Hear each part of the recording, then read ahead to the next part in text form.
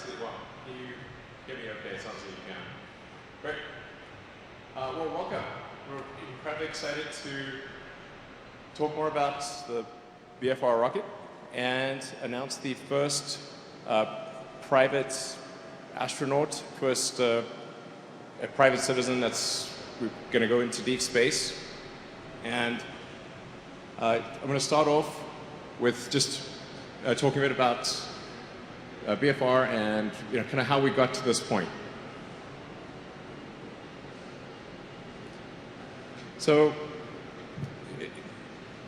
the purpose of SpaceX, the reason for creating SpaceX, was to accelerate the advent of humanity becoming a spacefaring civilization, to help advance rocket technology to the point where we could potentially become a multi-planet species and a true spacefaring civilization.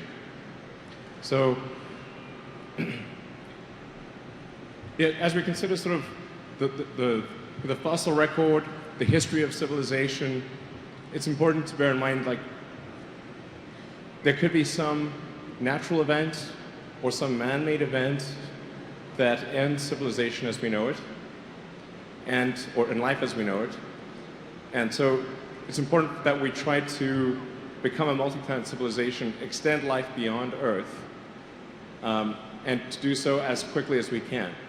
That window of opportunity may be open for a long time, or it may be open for a short time, but we should not assume that it is open for a long time. We should take action and become a multi-planet civilization as soon as possible.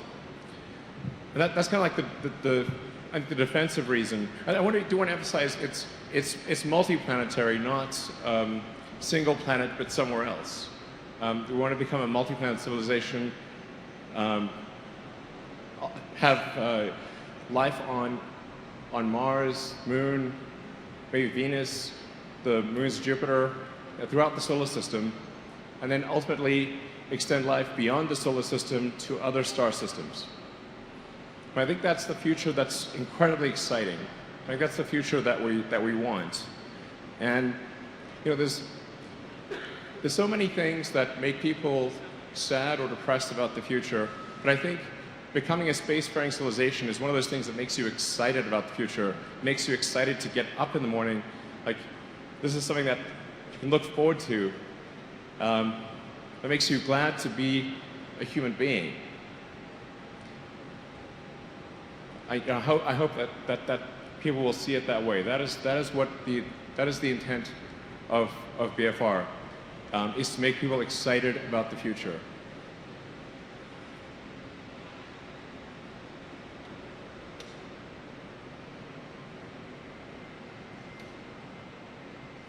So this is sort of an illustration of what it would be like on Mars base.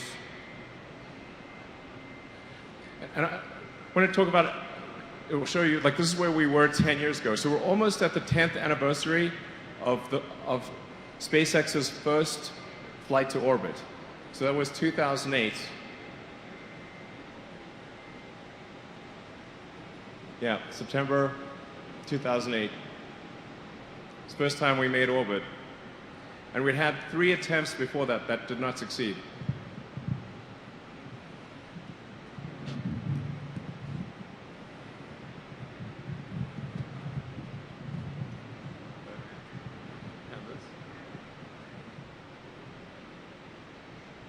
That's button here.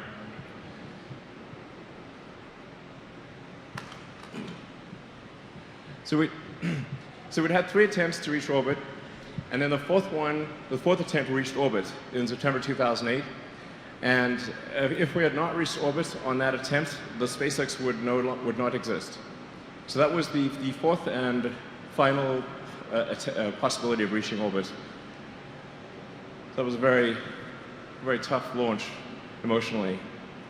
But fortunately, that launch did make it to orbit. And then not long after that, we won our first really major NASA contract, or we won the space station servicing contract, and those were 2 things that were instrumental in SpaceX's success.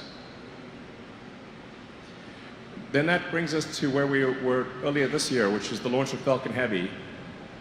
So we went from Falcon 1 being just a little rocket that could launch only half a ton to low Earth orbit and had no reusability, to Falcon Heavy, which is the most powerful rocket in the world by a factor of 2,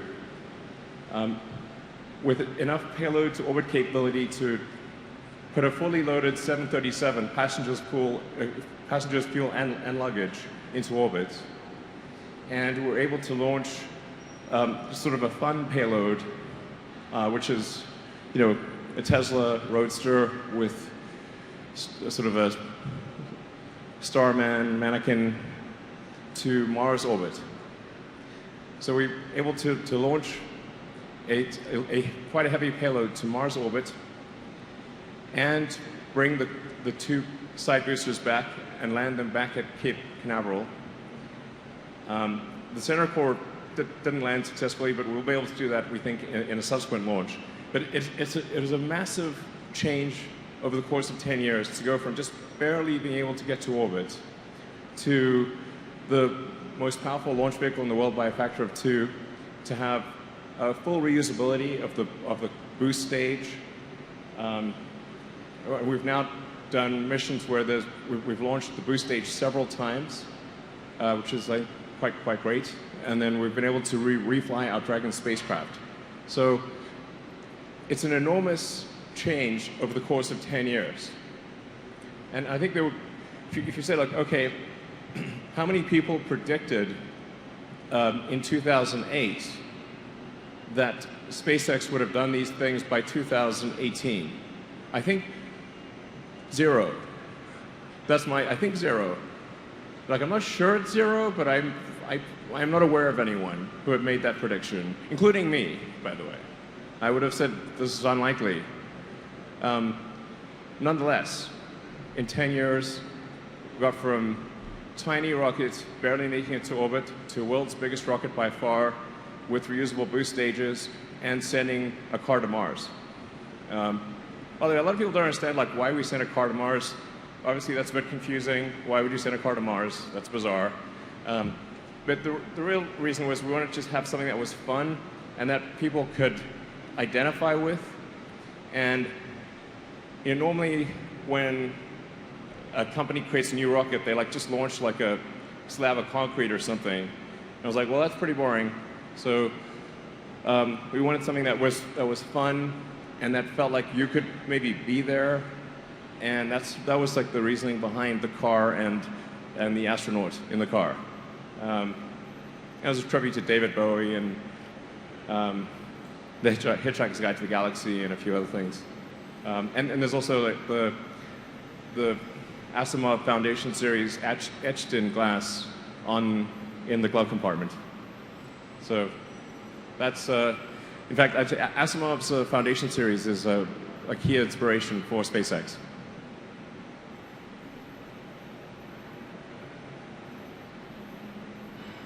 So just an update on BFR itself.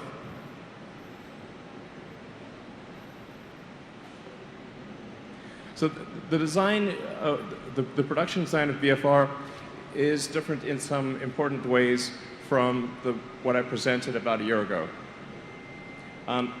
Overall, it is 118 meters long. The payload is similar. It's about 100 metric tons. That's 100 metric tons to, well, actually technically 100 metric tons to all the way to Mars because of orbital refueling or orbital retanking. So BFR is designed to be able to take 100 tons all the way to the surface of Mars, or to any, well, surface of Mars, maybe Ceres, but if you have a propellant depot on Mars, you're able to get from Mars to the asteroid belt to the moons of Jupiter, and kind of like planet and moon hop all the way to the outer solar system. So BFR is really intended as an interplanetary transport system that's capable of getting from Earth to anywhere in the solar system as you establish propellant depots along the way.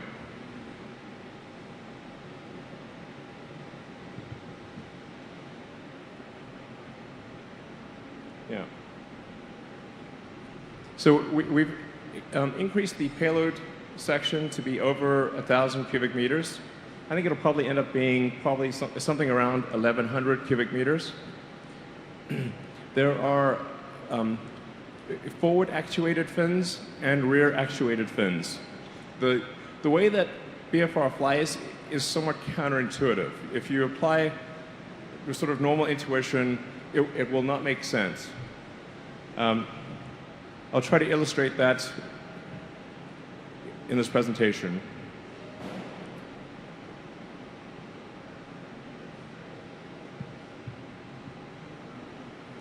So there's the two forward actuated flaps, and then there are two rear actuated wings or fins or flaps, depending on what. They're not exactly comparable to anything else out there.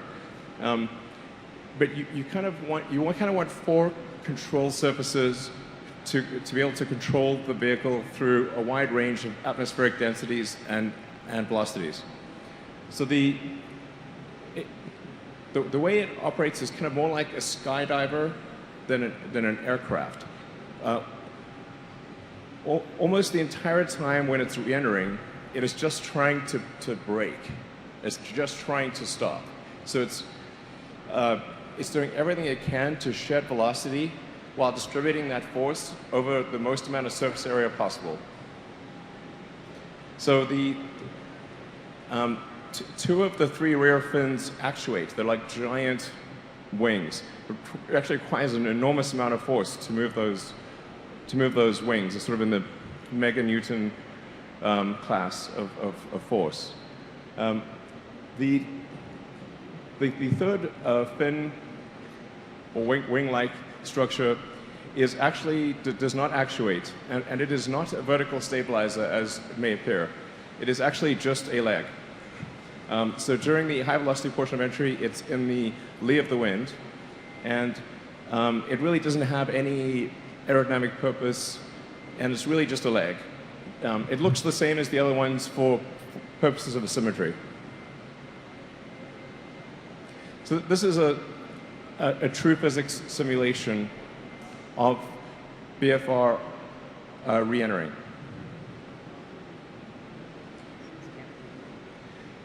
So it is mostly just coming in like this. At a very high angle of attack. In fact, one of the things that, for the general public, is a tricky thing to understand is that orbit means you are zooming around the Earth at a very high speed. It's counterintuitive where people think perhaps once you get to a certain altitude, gravity turns off. This is not the case. In order to go up and stay up, you have to move around the Earth at approximately 25 times the speed of sound. So in fact, the space station is circling the Earth every 90 minutes. This is a very important concept to understand, that orbit is entirely about your speed horizontal to the ground or parallel to the ground. It is going up and staying up the only reason you need altitude at all is to get out of atmospheric drag. So if Earth didn't have an atmosphere, you could orbit 1 meter or like 3.28 feet above the ground, no problem. Well, a little dodgy, but it's technically possible. So yeah, if you looked at that simulation, it might be worth playing that again, actually.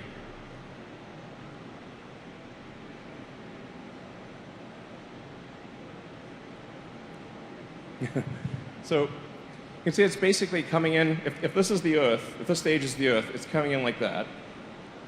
And it's just using its entire body to brake. And it sort of goes like that and slows down, and then it falls like a skydiver.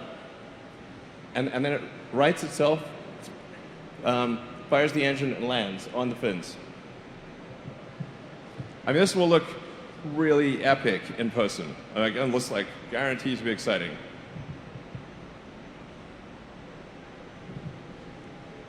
And you can see it sort of falling body first for quite a while.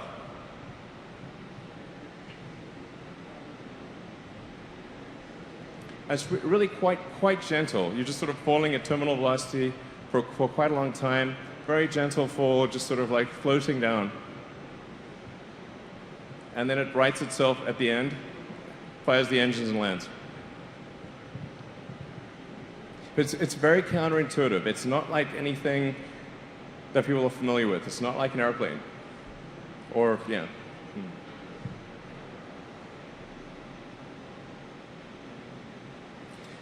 And then obviously, if you're landing on the moon, you don't need any aerodynamic surfaces at all, because there's no air. You just need thrusters.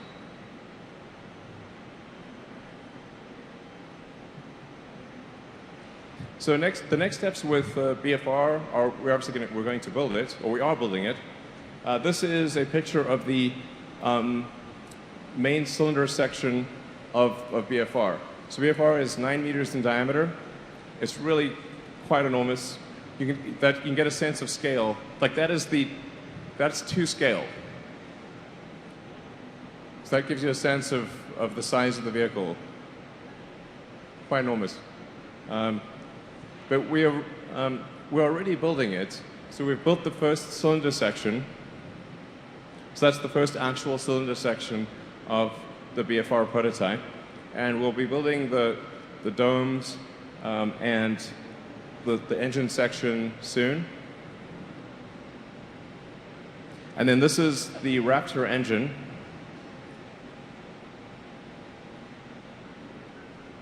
So this is the Raptor engine that will power BFR, both the ship and the booster. It's the same engine.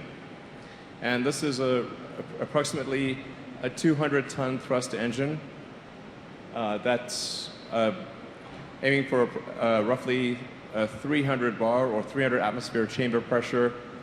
And depending upon, if you have it at a high expansion ratio, has the potential to have a specific impulse above 380. But it's a staged combustion, full flow, gas. For those who are interested in technical details, I'm really excited about this engine design. I think the SpaceX propulsion team has done an amazing job on this engine design, and the SpaceX structures and aero. Like really, SpaceX team has done a phenomenal job in design of this. It's like super great. Like, well done, guys. I mean, like this is a stupidly hard problem, and SpaceX engineering has, I think, done a great job with this design. It's like I don't think most people, even in the aerospace industry, like know what question to ask. Like it took us a long time to even frame the question correctly. But once we could frame the question correctly, the answer was, I wouldn't say easy, but the answer flowed once the question could be framed with precision. Framing that question with precision was very difficult. Oh, yeah. So this is the trajectory. So we'll take off, have booster separation, go into parking orbits, do a translunar injection, fly around the moon, and then come back and land. Yeah. That should take a few, basically about 4 or 5 days, and be very exciting indeed. We'll do a bunch of test launches without any people on board before having people on board. To be clear, it's going to be very important to test this vehicle thoroughly before putting anyone on board. Yeah, but I can't wait. Like I'm super fired up about this. This is amazing. So, funding BFR is definitely a key question, and that's really where we need to seek every possible means of funding. Obviously, we've got launching of satellites. We've got servicing the space station. So we've been transporting cargo to and from the space station for several years now. And next year we'll start transporting astronauts to and from the space station. We've got the Starlink global broadband system that we're developing, which will also be a key source of revenue. But then private customers or any customers for BFR are incredibly helpful in funding the development of the rocket. So that's where I'd like to introduce the first paying customer of BFR. So, let's see. Would Yusaku Miyazawa please come forward? Yeah.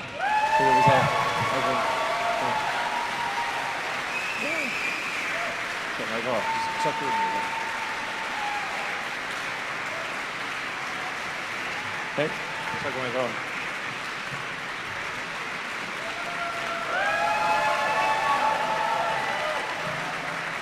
Thank you, Elon.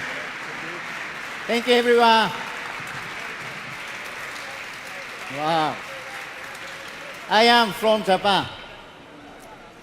My name is Yusaku Maezawa. You can call me MZ, please. Thank you, thank you, thank you. Thanks for coming to this conference today, and thanks for watching live streaming in the internet today. Yeah. Finally, I can tell you that I choose to go to the moon. Yeah. Finally, I can say I'm very glad to be here, and I'm really exciting and really honored, really appreciate to be able to share this announcement with you and people all over the world. Before talking about the moon and this project, I'd like to introduce myself a little bit, okay? Yeah. Oh, I cannot speak English very well, so please listen carefully, please. Yeah. You can see next photo. This is me. I was ex-skateboarder.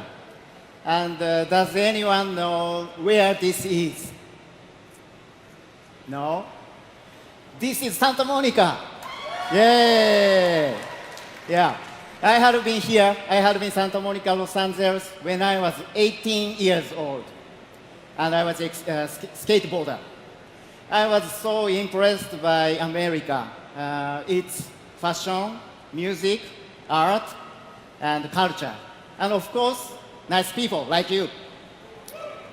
Kind, American people is very kind, yes. And after 6 months staying here, I returned back to Japan and started music. Next photo, please. I played drums for the band. Our band music is so loud, so you don't have to listen to. But I was ex-musician. And after the band, I started my own company. Please? Yes. My company is founded 20 years ago by me. So this year, my company is 20th anniversary. Woo. Thank you. And finally, we started our private fashion label. That name is Zozo, Z-O-Z-O. And the Zozo slogan is be unique, be equal. We are all unique. At the same time, we are all equal. It's important for us. Yeah. You can check our website, zozo.com, zozo.com later. Thank you. Okay, that's all about me. So let's move talking about the moon and this project, okay? Yeah. Now on to the main topic of the day. Many of you may be wondering, why do I want to go to the moon? What do I want to do there? And most of all, why did I purchase the entire BFR? Entire BFR, very huge. For me, this project is very meaningful. I thought long and hard about how valuable it would be become the first private passenger to go to the moon. At the same time, I thought about how I can give back to the world and how this can contribute to world peace. This is my lifelong dream. Today, thank you. Thank you. Today, I'd like to tell you about my plans. Okay? Ever since I was a kid, I have loved the moon. Just staring the moon filled my imagination. It's always there and has continued to inspire humanity. That is why I could not pass up this opportunity to see the moon up close. And at the same time, I did not want to have such a fantastic experience by myself. That would be a little lonely. I don't like being alone. So I want to share these experiences and things with as many people as possible. So that is why I choose to go to the moon. I choose to go to the moon with artists. With artists. From now, I choose to invite artists from around the world on my journey. The first artist I thought of was, do you know, Jean-Michel Basquiat, you know? As you can see, I am wearing a Comedy Garrison t-shirt featuring Jean-Michel Basquiat. He already passed away. He's a New York artist. One day, when I was staring at his painting, I thought, what if Basquiat had gone to space and had seen the moon up close or saw the Earth in full view? What wonderful masterpiece would he have created? Just thinking about it now gets my heart racing. But once I got started, I could not stop thinking about who else. What if Picasso had gone to the moon? Or Andy Warhol? Or Michael Jackson? Or John Lennon? Or Coco Chanel? These are all artists that I adore. But sadly, they are no longer with us. But this is when I thought, there are so many artists with us today that I wish would create amazing works of art for humankind, for children of the next generation. And I wished very much that such artists could go to space, see the moon up close, and the Earth in full view, and create works that reflect their experience. This is a project that I designed and named Dear Moon. Yeah. I'd like to introduce details about Dear Moon.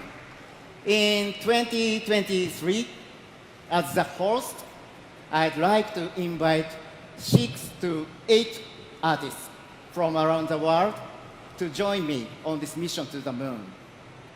These artists will be asked to create something after they return to Earth. And these masterpieces will inspire the dreamer within all of us. Needless to say, we have always been inspired by the moon. Take, for example, Beethoven's Moonlight Sonata, or Van Gogh's The Starry Night, and the Beatles' Mr. Moonlight. These are countless number of works that have been inspired the moon all around the world. Through the ages, the moon has filled our imagination. And with utmost love and respect for the moon, our planet's constant partner, I named this project Dear Moon. At the moment, I have not decided which artists I'd like to invite.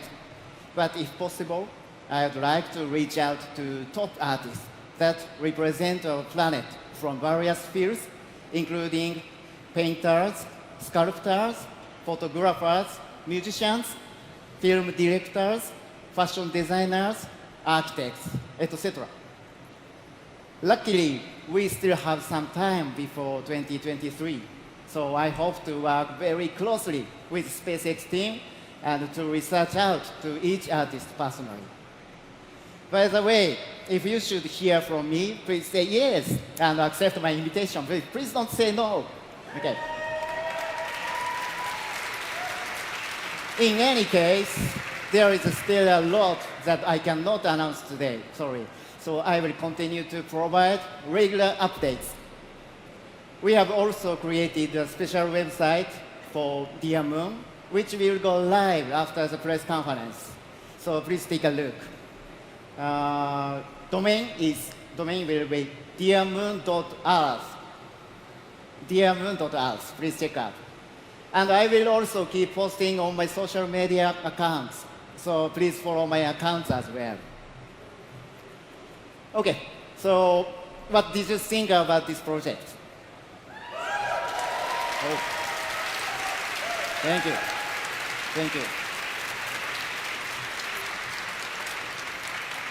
I was so nervous because my English is poor, but I am glad I got through it. Thank you. And I hope my English was not too painful to listen to.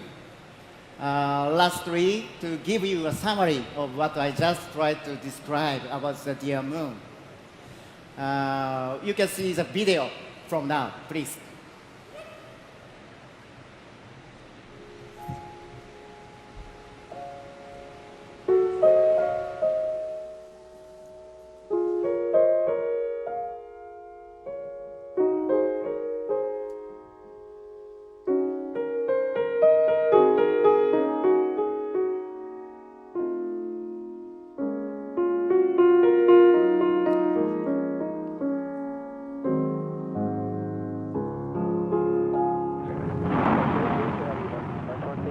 It has been 50 years since Apollo 8 achieved lunar orbit in 1968.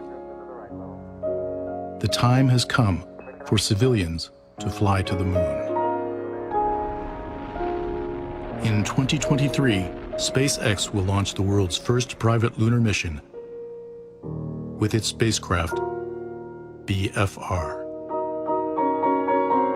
The first passenger will be Japanese entrepreneur Yusaku Maezawa, a globally renowned art collector who believes art has the power to promote world peace. Maezawa made a bold decision. A painter, photographer, musician, film director, fashion designer, Maezawa will invite artists that represent Earth on his journey to the moon. The distance to the moon is 240,000 miles.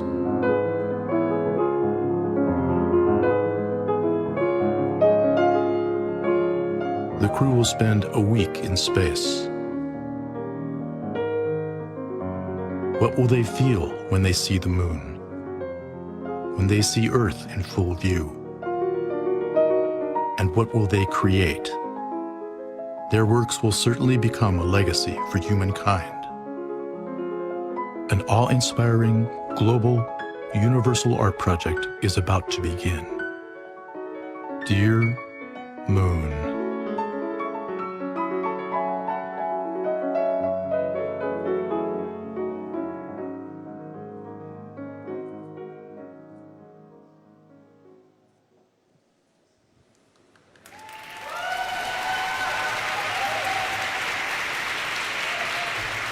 Thank you very much. And thank you, Elon, and the SpaceX team for making today possible. I'm very excited. Thank you very much. That's all. Thank you.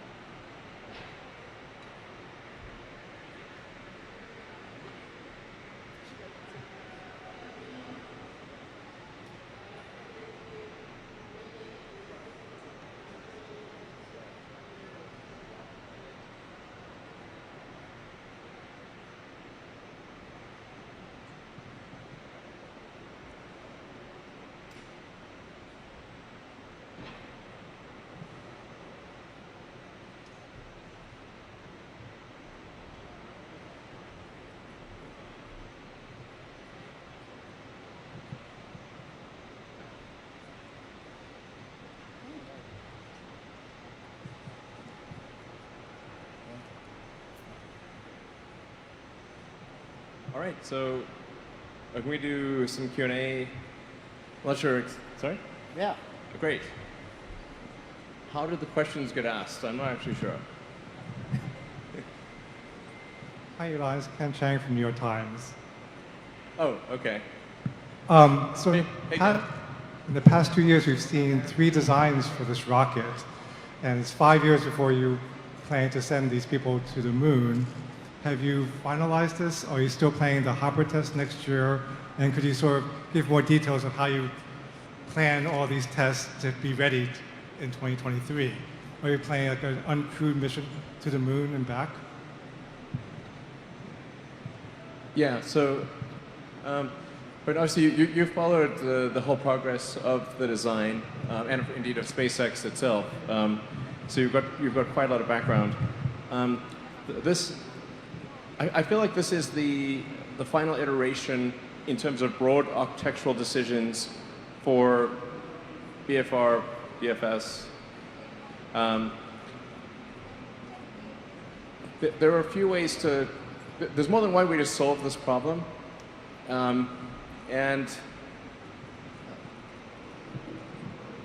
the prior design, the iteration before this, decoupled the landing legs from the control surfaces and had essentially 6 legs and then 2 actuating rear flaps. I actually did not like the aesthetics of that design. And so we have the 3 sort of large legs with 2 of them actuating as body flaps or large moving wings, effectively. I think this design is probably on par with the other one. It might be better. It's slightly riskier, technically, because of coupling legs and sort of the actuating wing fin flaps. But I think it's the right decision overall. I think it looks beautiful. And I love the Tintin rocket design, so I kind of wanted to bias it towards that. If in doubt, go with Tintin. And then additional flights, we're going to do a lot of test flights. So we still anticipate doing hopper flights next year. And then, depending upon how well those go, we'll do high altitude, high velocity flights with the ship in 2020.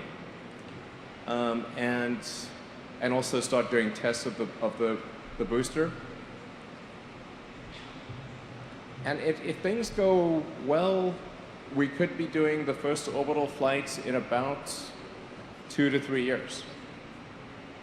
And then we'll do many such test flights and before putting any people on board. I'm not sure if we will actually test a flight around the moon or not, but probably we will try to do that without people before sending people. That would be wise. Yeah.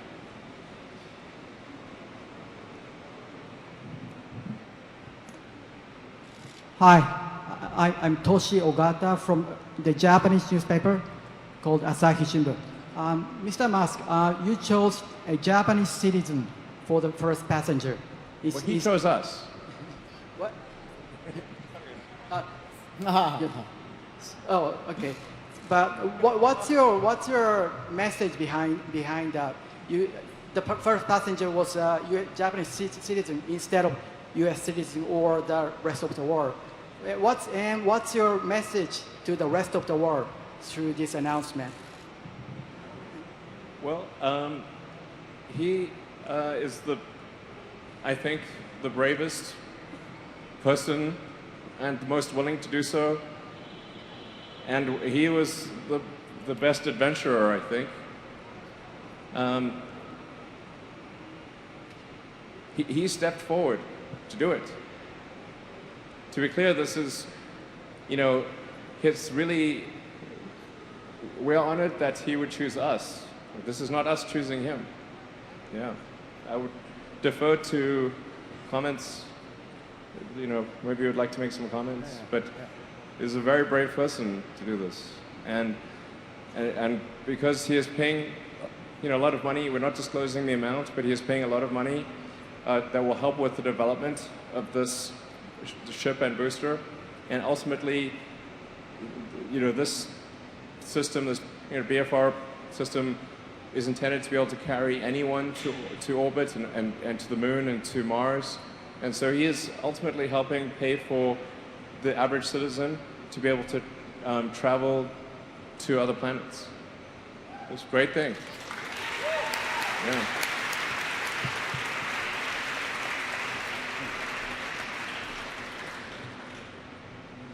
You know, I hope this is really seen as a very positive thing and something that people are excited about. It's dangerous, to be clear. This is dangerous. This is no, you know, walk in the park here. You know, this will require a lot of training, and it's not again. It's like, you know, when you're pushing the frontier, it's not a sure thing. You know, it's not like just taking an air flight somewhere. There's some chance that something could go wrong. You know, we'll do everything we can to minimize that. But whenever it's the first flight of something on a new technology, and we're talking about deep space, you have to be a very brave person to do that. This is no small matter.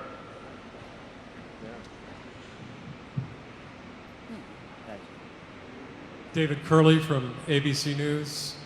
Two quick questions. It's impossible to know where the mic's coming from because I just hear the speakers. Sorry. Yeah, no worries. Yeah. No pad. Falcon Heavy and the two deposits, the two passengers who were going to go, what happened to them? And bigger picture, what did you think when he came to you and said, I want to do an all-civilian global art project and buy an entire flight to the moon? Well, it's the same person, but with Falcon Heavy and Dragon, that we would have had essentially, especially for a trip around the moon, only room for 2 people, because it's meant for sort of 4 to 7 for low Earth orbit on Dragon. But it's like about the size of, you know, an SUV inside there. Like if you have a 5-day journey in an SUV, you don't want to be jam-packed. So that's why there was sort of only kind of 2. Now, BFR has got room for 100. And we said, well, maybe it's wise on this to have about a dozen people or thereabouts on the first trip into deep space. And you know, he's very graciously offered to provide those seats to artists and cultural influences and like basically, you know, key influences in society and who better get that flight right. We're gonna definitely be doing everything we possibly can to make sure that is a good flight. But instead of 2, you can have a dozen, and you know, probably not wise to have 100 on this flight. But we'll leave a lot of extra room for, you know, extra fuel and oxygen, you know, sort of food and water, spare parts. Just sort of kind of just in case, yeah, if something goes wrong, like you have as much opportunity as possible for a recovery. I mean, this is a dangerous mission. It's definitely dangerous. Yep. Danger. Yeah.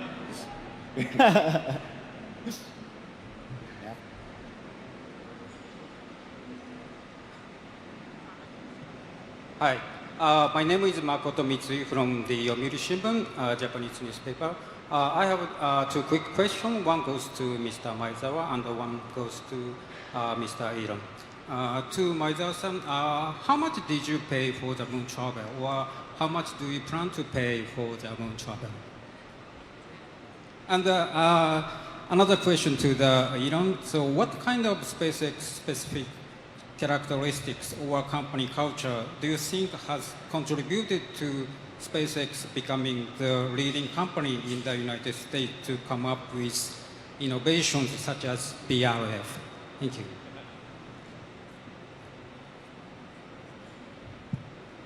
Sorry, I cannot answer the price, the cost today.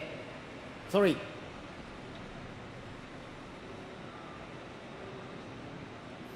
But it's going to be free for the artists.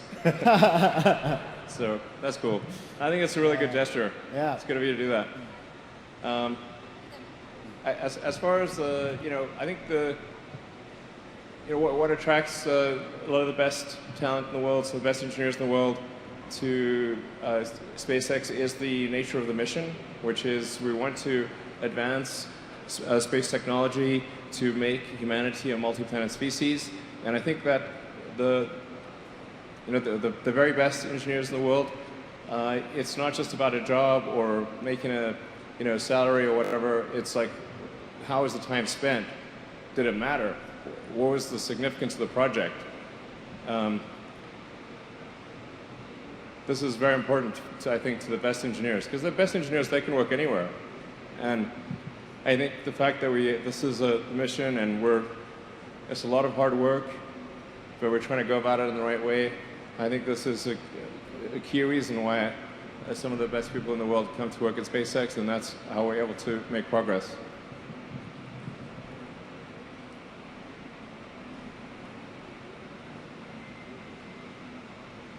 Maroon jacket, right here. Hey. Hi, how are you?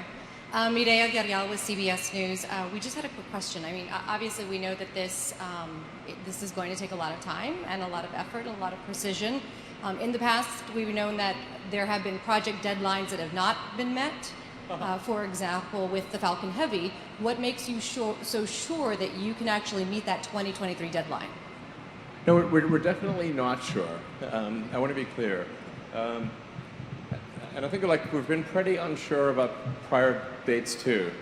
I mean, if I had some sort of crystal ball, I'd love to know, how long something will take. I mean, you have to set some kind of date that is kind of like the things go right date. And then, of course, we have reality, and things do not go right in reality. Usually there are many setbacks and issues. So, if we put a date out there, it's kind of like, well, if everything goes approximately right, then this is the date. But there's so many uncertainties. I mean, this is a ridiculously big rocket. It's got so much advanced technology. I mean, it's not 100% certain that we succeed in getting this to flight. It's not even 100% certain. I think it's pretty likely, but it's not certain. And yeah, but we're going to do everything humanly possible to bring it to flight as fast as we can, and as safely as we can. Yeah.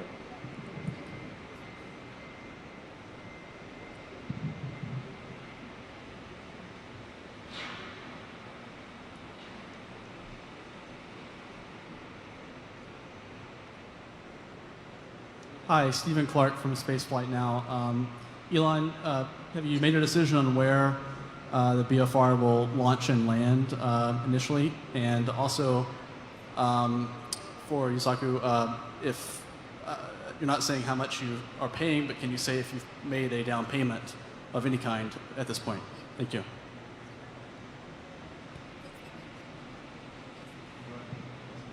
Yes, I did. Already. Yeah,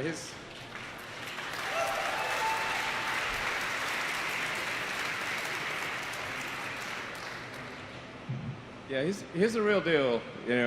Definitely it's made a significant deposit on the on the price, which is a significant price, and will actually have a material effect on on paying for the cost of development of VFR. It's a non-trivial amount that is.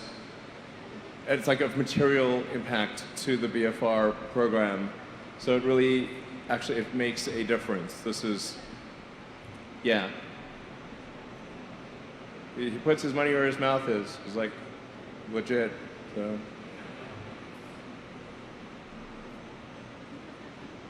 Sorry, there's another part to the question, maybe? I don't know. Yes. Have you selected a launch and landing site for BFR for the initial flights and first orbital flights? Thank you. We've not yet firmly decided on a. I should say for the short hops, we will be doing it out of our Texas site. So we have a site that is on the south coast of Texas, near Brownsville, and that's where we will be doing the initial hops of BFS. You should probably think of a different name, but this was like kind of the code name, and it kind of stuck. But we might change that name in the future. Yeah, the only thing is, like, I think we want to name like the first ship that goes to Mars after the Douglas Adams, my favorite spaceship, the Heart of Gold from Hitchhiker's Guide to the Galaxy. Yeah. As for the first orbital flights, we've not made a firm decision on that, and it may actually be that we launch from a floating platform. That's possible.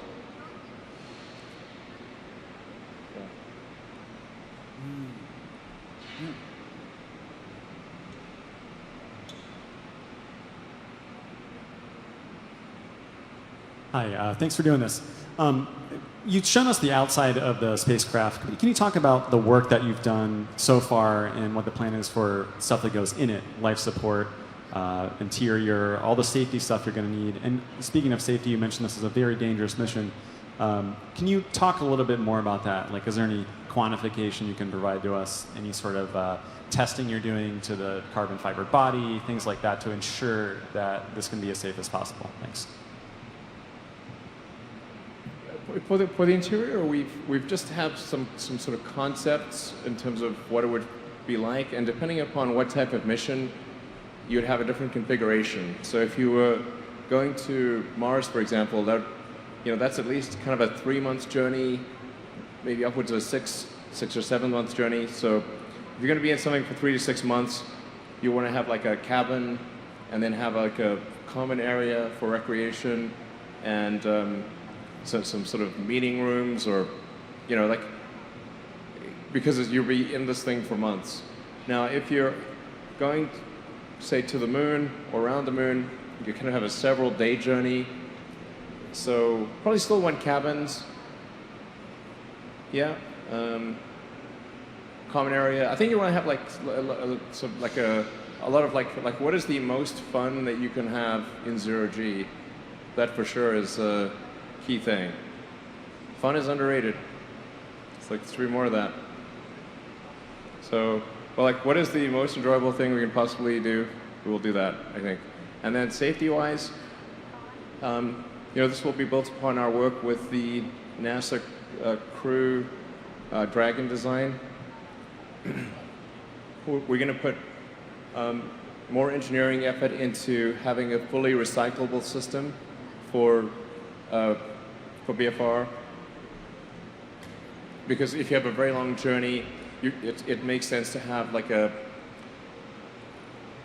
sort of closed loop oxygen CO2 system, a closed loop water system. Whereas if you are, say, just going out for several days, you don't necessarily need to have a fully closed loop system.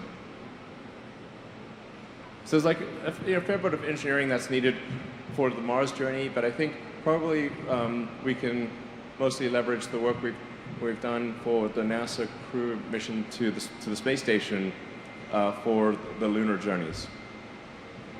And we've learned a great deal from NASA, and I really just want to, just give another word of appreciation to NASA. We would not be where we are today without them, and that NASA does remain our primary priority, along with national security space missions. Yeah.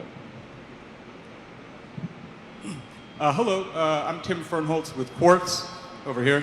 Hey Elon, hey MZ. Question for each of you. MZ, I'm curious if you could talk about what kind of training you expect to go ahead of this mission, what the experience is going to be like to you, and how much input you're having in that tourist experience. And then Elon, I'm just curious if you can tell us what percentage of the company's effort or time is going to BFR right now versus other projects? And how important is that April 2019 commercial crew flight to making this moon mission happen?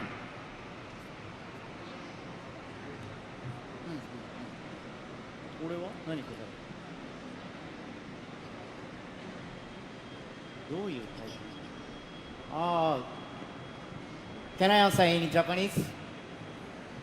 Yeah. まあそのこれから全部決めますと。まだ何も決まってません。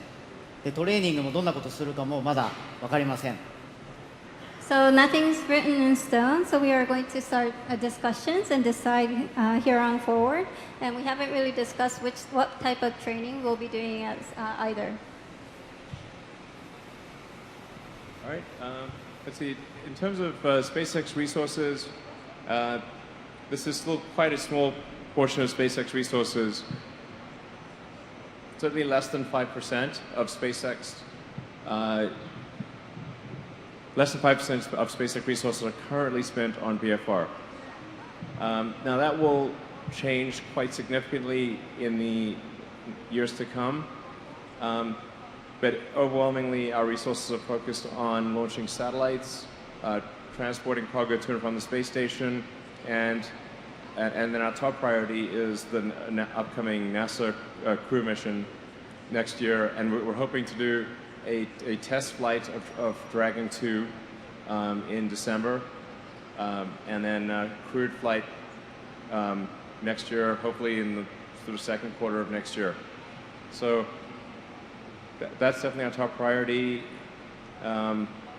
As we complete Crew Dragon, then we will shift our resources more and more to VFR. So I think, assuming that the National Crew Mission goes well, and that's really quite fundamental to the future of SpaceX. As I said, it's the top priority.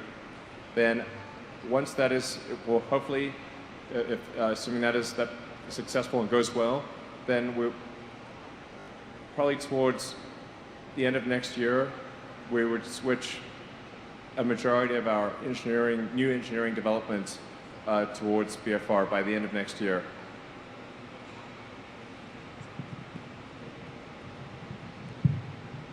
Hi, this is Liz Lopato with The Verge. I have two questions. I have one for the passenger and one about the rocket. My first question is, what do you look forward to most while you're in space? What do you most want to do while you're going around the moon? And the second is, how much money is it going to take to develop the BFR to make this trip? I love art, so アートとアートの融合だからアーティストとアーティストがコラボレーションして何が生まれるかっていうのを目の前で見ることができるのが非常に楽しみです。So I love art, and I'm looking very much forward to seeing what different artists getting together could bring to life. It's actually hard to say what the development cost is of the BFR system. I think it's roughly $5 billion. You know, it's difficult to say what it would end up being, but that's, if I were to guess, it would be something like $5 billion, which would be really quite a small amount for a project of this nature. Like $5 billion is obviously a very large amount of money, but small for a project of this nature. Yeah. Last question to the LA Times. Hi, Samantha Masanaga, LA Times. One question for Elon. You mentioned the various revenue streams that you're planning to use to pay for BFR development. What's your estimate of the development costs for BFR? Sorry, what's the question? Oh, what's your estimate of development costs for BFR? Oh, that's what I was talking about. Is for this BFR system, I think it's probably on the order of $5 billion. Something like that. I don't think it's more than 10, and I don't think it's like less than 2.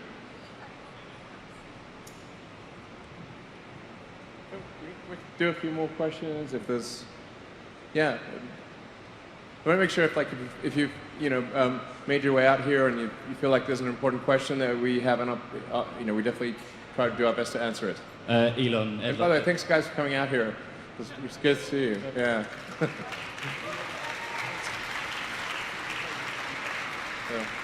Elon, Ed Ludlow from Bloomberg Television. Thank you for the event.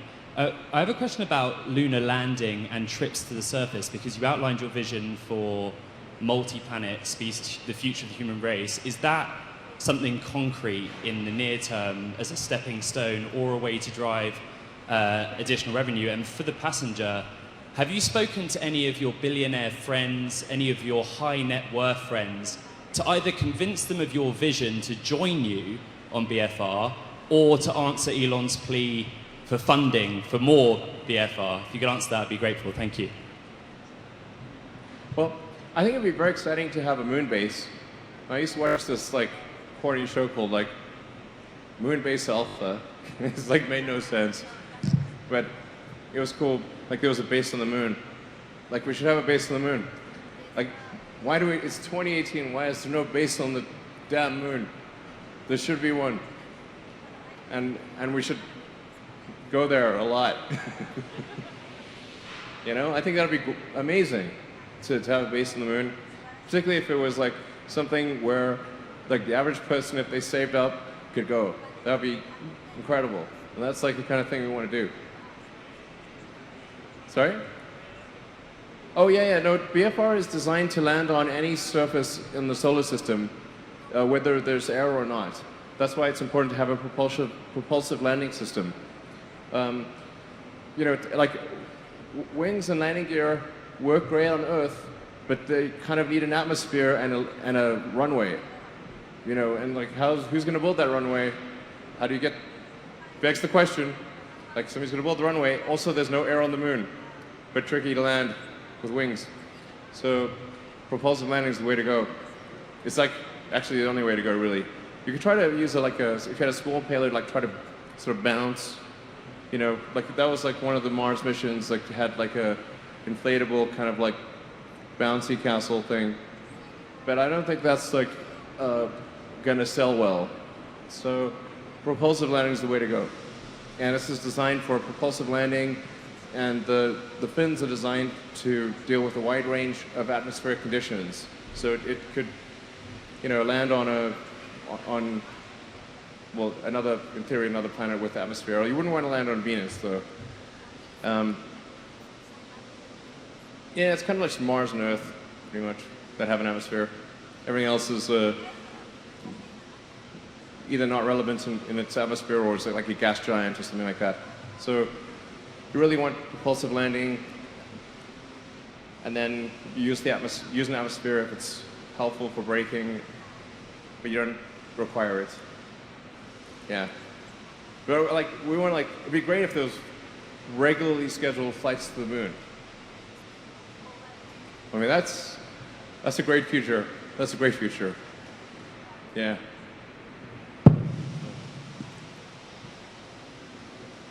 Thank you, Elon. Eric Johnson with Reuters News.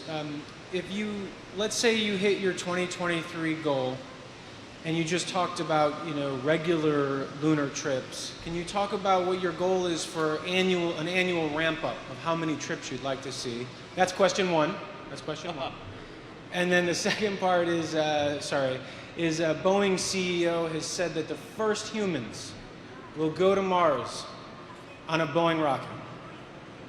Game on. Let's do it. Okay. That's what I want to ask you is, given the increased competition, good. What do you have to say to that? Thank you so much. I say yeah, good. That's I'm glad you said that. That's great. We should do it. Competition's a good thing. It's races are interesting. I say I'm glad. I hope Boeing really goes hardcore for Moon and Mars missions. Yeah, that'd be really great. As far as the ramp up, it's as fast as we can make it go, we'll make it go. We're pedal to the metal. We just need to make sure we have our priorities right. And our priority is, the NASA, crewed mission, our satellite customers. Those are our current priorities. And once we are confident that that is taken care of, then we will ramp up BFR big time, get the Starlink system active. Hopefully that does the trick. And it'd be great if Boeing, like this, really good at making airplanes. So maybe they can be really good at making rockets too. That's great.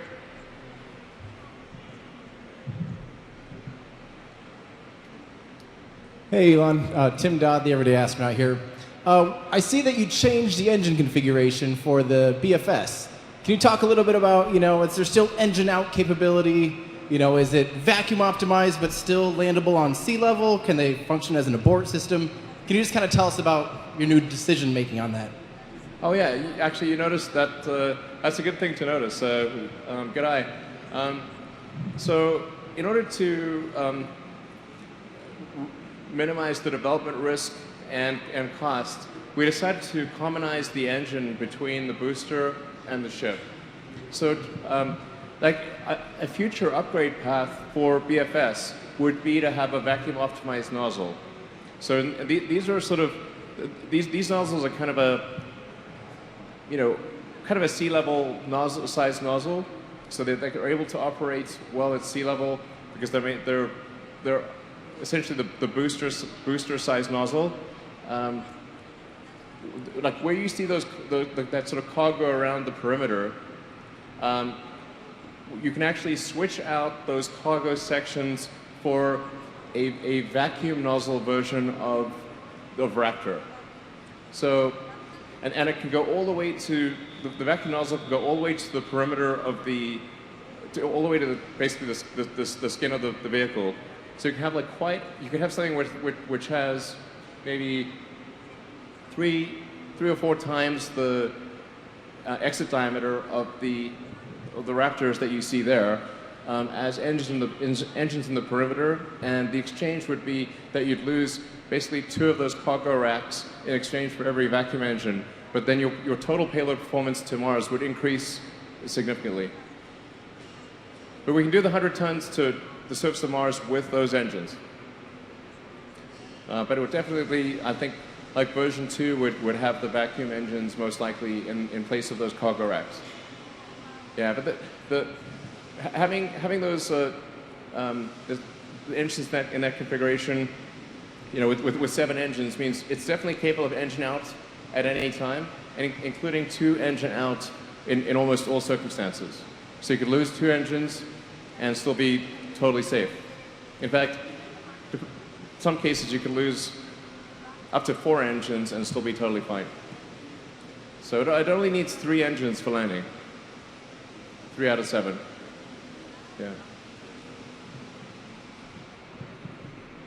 Yvan Couronne of Agence France Presse. Mr. Maezawa, have you thought about how you're going to select the artist? And Mr. Musk, can you give us an idea of whether Mr. Maezawa contributed more or less than 5% of the development cost?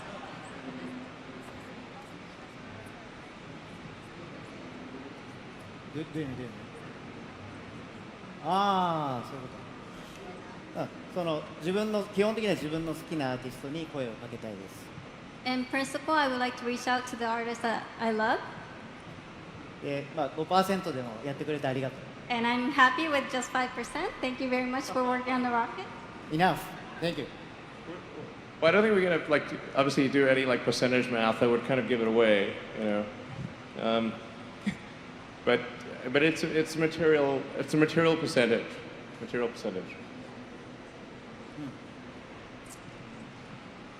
Hi, Elon. Robert Perlman with Collect Space and Space.com. Okay. Sorry, it's almost impossible to see what's going on. Okay. You showed a trajectory screen before. For this flight, can you talk a little bit about the profile, maximum G that the passengers will experience? How long will they be at the moon, and how close will they be above the surface?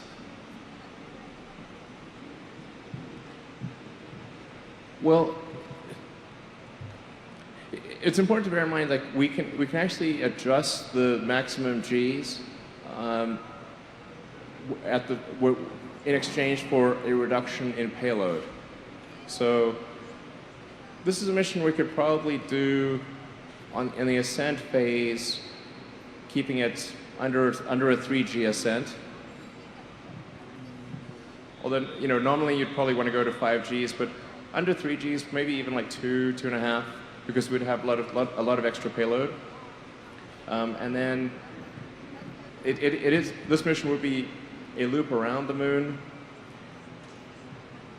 The exact mission profile has not been decided, but I think it would be pretty exciting to kind of like skim the surface, go real close, and then zoom out far, and then come back around. So in the diagram, it looks kind of symmetric, but I think you'd probably want to go real close, and then go zooming past the moon, go far out, kind of get about as far from Earth as you can get within reason. So like even the moon's relatively small, and you come zipping back in, and then if we do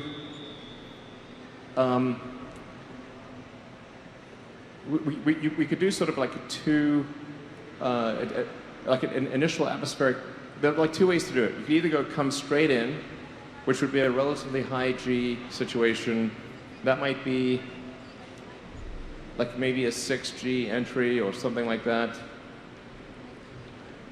Or you could do one where you skim the atmosphere and shed velocity, and then capture into low Earth orbit, and then do a deorbit burn and come in which case you could probably keep the entry Gs hopefully to around 3. This is sort of pretty off the cuff here, but those are kind of, I think, close-ish numbers.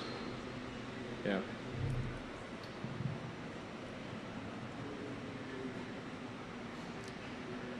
This is the last question. Michael Sheets with CNBC. Elon, you're standing next to the first real person who's putting money behind a project of putting people into space. What does that make you think about going to space yourself, and when do you think that's going to happen? You mean like me personally? Oh, well, I think first of all, like I would say, I think this is like done a lot to restore my faith in humanity, that somebody's willing to do this.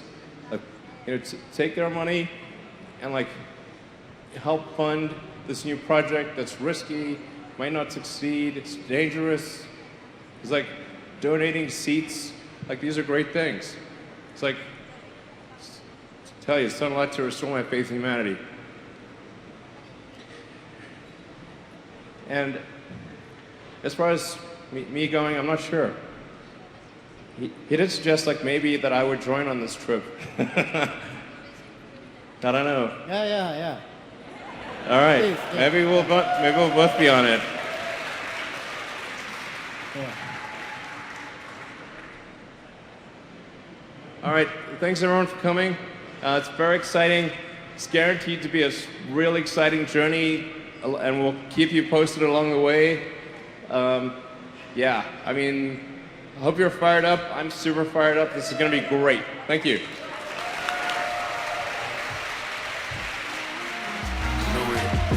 I can